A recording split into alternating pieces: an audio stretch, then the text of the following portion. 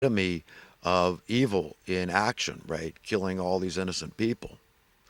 And you understand that this is wanton, vast satanic power that these people have to murder. But then when you believe in eternal life, you understand the whole story. Then you realize, hey, these people only thought they were potent, but this is all the evil people can do is take our body, and beyond that, they can do no more. Like Jesus pointed out, they have no power over your soul. But God is the one we should revere, and fear in the positive sense is fear God, in because He has the power to throw body and soul into hell. So it's very crucial, very imperative, critical that we have right values and that we choose correctly. And it'd be nice to get a few steps ahead of the evildoers, but we really need God's help. We absolutely need God's help. There's no way that human beings are ever going to successfully throw down the evildoers. They've got too many cards up their sleeve.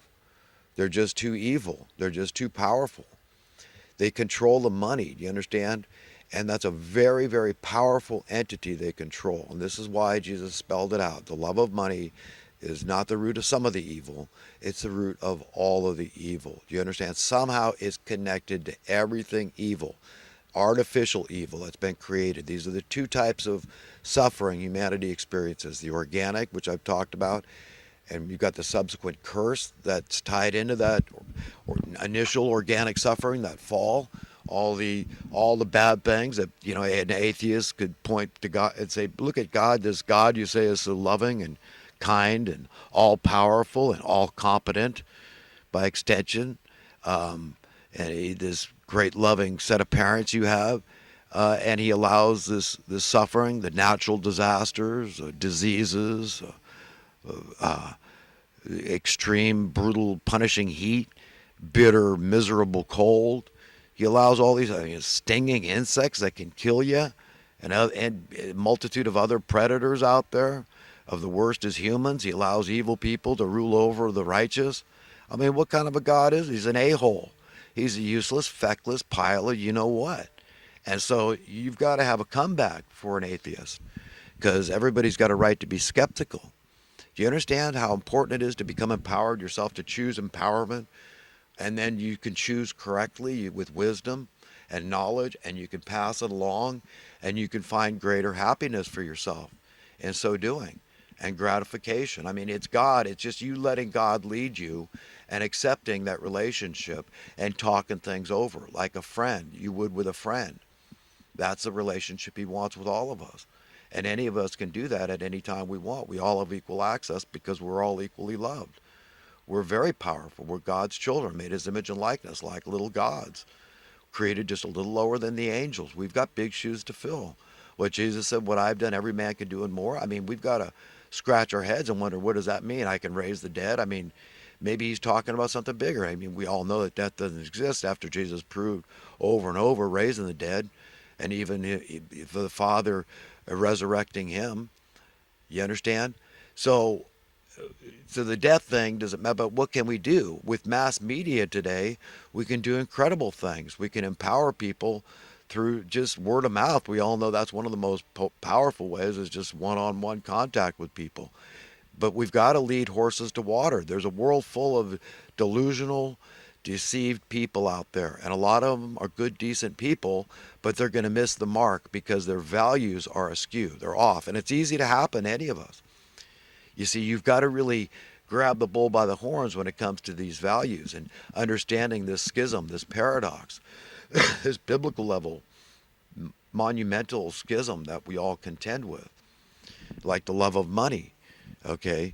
And then the hatred. The righteous all get it. We all understand that we hate it because of the miseries it has brought throughout the ages, okay? It has induced so much evil in our land for thousands upon thousands of years to this day.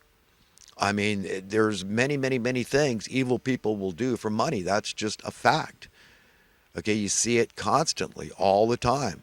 I mean, I just saw a story, I think it was Forensic Files or True Crime Files this morning. This kid, I mean, he was abandoned by his mother, and then his mother died, and his stepdad didn't give him any money when his mother died, and the guy was disgruntled. He got a friend, and another girl was involved. And they all went down to his home in Florida and ended up shooting him and killing him, and it had money. I mean, it's just money over and over, and it's, history is replete. Today will be replete with people doing evil things, even deadly homicidal things for money. I mean, you see what it drives. It's horrible. I mean, and the wars for profit, the madness, the wanton, ubiquitous madness in our land, all these jobs that pop up over the evil. You understand? They revolve around the evil continuing. And if the evil should ever go away, all these jobs will go away. So then it becomes an anathema. It's a bad thing. You don't want to fix the problems. And anybody that would dare want to fix the problems or even discuss the problems logically, reasonably, intellectually, scientifically, mathematically, like myself, okay, is an oddball. I'm a weirdo, right? I'm just, I'm an idealist, egalitarian. You just, this thing's never going to happen. You lack common sense. I'm not practical. I'm not pragmatic. I'm saying stuff that nobody else talks about, right? And more people need to talk about, be blunt. I mean, all the preachers I listen to, all the pundits I listen to, they won't spit it out. They won't spell it out for you. How humanity is being robbed and duped and taken, how the wool has been pulled over our eyes, and it's getting more and more pulled over our eyes. Every day we continue to accept, to tolerate blatant, wanton tyranny in the form of theft and murder. We lost America in 1963. There was a money printing coup. We haven't had a semblance of America, constitutional law, or capitalism since they murdered JFK. Do you understand? All you have to know is how to define capitalism in its truest sense. You've got to just understand a modicum about economics. That's it. And it's all very forthright, evil, logical, and simple. A child can understand basic economic principles like supply and demand. How do you explain why stuff's supposed to get cheaper? Well, because we as a collective civilization, humanity, find easier and easier methods to produce the things we want and need. We want to make our lives easier. So we automate stuff. It makes sense. We get technological. We use the brains that God gave us. So God, at the end of the day, is responsible for everything. You understand? All the technology came from God because God gave us the wherewithal, the brain, the imagination to make it manifest, right? So you understand how this thing works. It's very, very complicated, and it's very, very simple at the same time. And if you just want to understand rudimentary capitalism, it's not hard to do. You can convolute it like the world will do, and nobody really understands. Nobody wants to sit, they don't want to sit in a conversation with you and define terms. We bandy terms about constantly, but nobody knows the definition. How rarely you hear the term egalitarian. Okay, but if you look it up, you think, well, how could anybody turn this into a pejorative? It happens all the time, all the time. I mean, even Donald Trump's daughter Ivanka. Basic universal income, mocking how stupid that.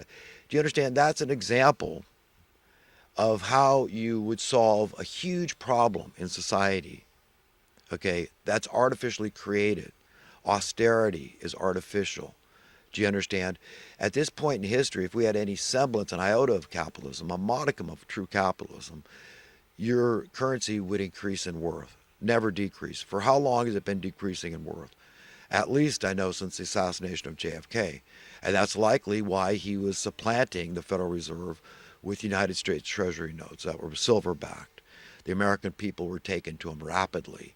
And so the demise of the Federal Reserve was nigh at hand. And now all of a sudden, we're $22 trillion in debt now. Do you understand? I mean, and I don't blame Trump, but you know what? I mean, unless he's going to do something substantive, then I don't really, I think he's going to go down in history as basically a feckless. He wasn't as bad as Obama. Obama doubled the national debt in his reign of terror. Okay, so Trump he's more, far more moderate than Obama in this debt business. And I think the Federal Reserve is using a sixth sense when it comes to what they think they can get away with. So they kind of know he's got them on some sort of leash, even if it is imaginary. They don't want to rock the boat. Remember, the Federal Reserve, okay, they want to stay in business. They don't want to push the envelope over the edge. They want to walk that tightrope between pushing it harder and harder and harder and harder, more and more and more debt, okay, more and more money to go in their pockets and their crony friends' prop pockets, and to buy out, these people, the lapdogs that they have, the sycophants that they got working for them in positions of political power, Congress and Senate, that the rubber stampers for anything they say. Oh, you need more money? You need more? Sure. Well, we'll sign off on that.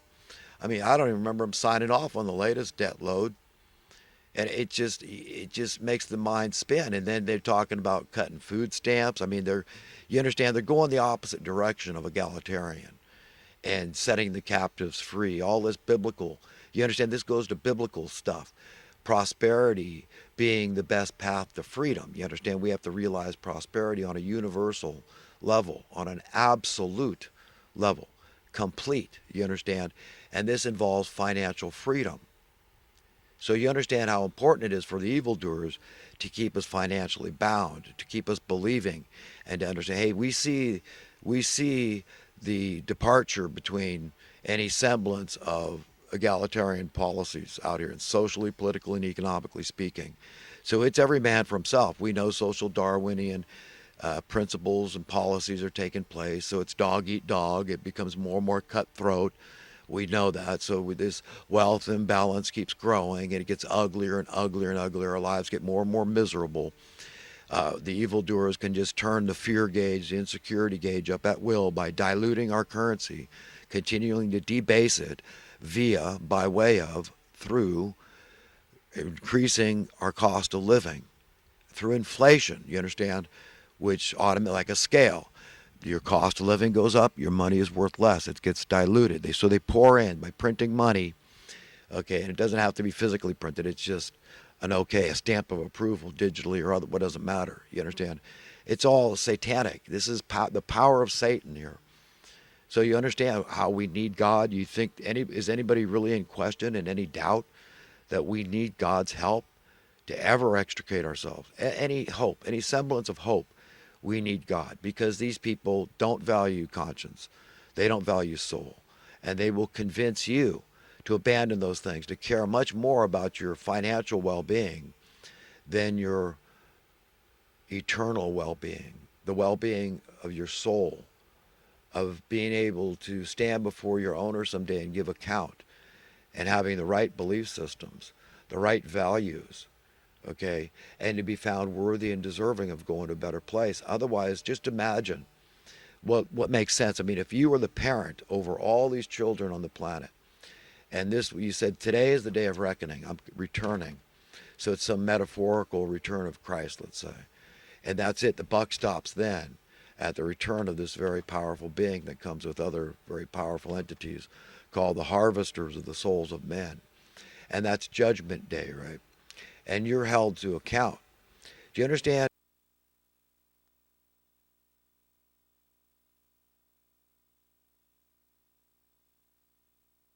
Do you understand whose side are you going to be on in that? Are you going to be on the side of the evildoers who have put their trust, faith, and loyalty in Satan by way of putting their love, trust, faith, and loyalty in money? Okay, Satan's ambrosia. He'd starve to death without his food. Okay, his testicles, basically.